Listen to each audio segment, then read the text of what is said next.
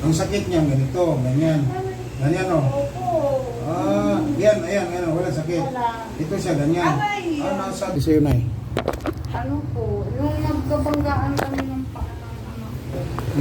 Bakit? Mag-basketball kayo? Saan? Hindi po po masakit. Saan yun? Ito po. Ayan lang. Kung hindi ko po siya maapa, pag naglalakad po ako, masakit po siya. Masakit. Sige, ito ulo mo. Doon pa mo. Hindi po masakit. Hindi. Sakit yan. Gusto Lord, baka himatay na ko kuya. Imatayin ka dyan. May ambulansya.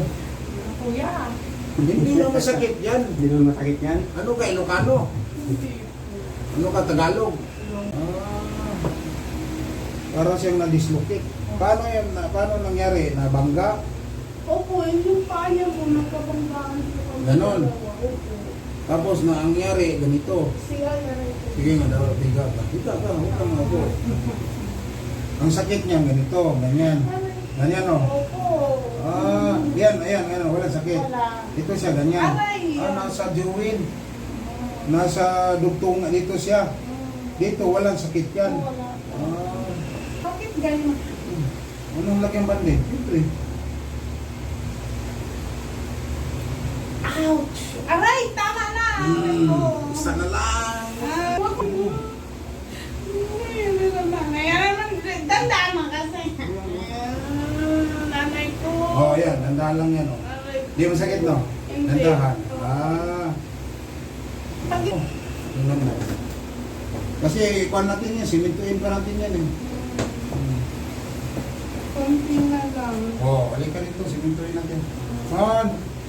Nabinda. Paano mo nalaman dito?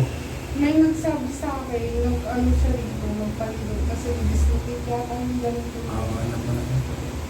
Sabi niya, pumunta ka doon kasi ano yung ganun. Na-dislocate. Masakit. Na-dislocate dito, wala man. Mas matindi sa kanya, lumabas yung buko. Hindi man umiyak. Yung masakit. Kawan yan. Yun lang.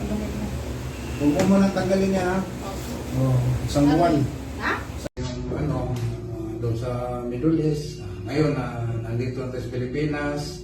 Pero may mga sidekick ako sa Jeddah, sa Abu Dhabi. Kasi sa Abu Dhabi, 4 years ako sa Abu Dhabi rin. Sa Riyadh. Kung sino yung mga babae natin na kailangan ng hilot.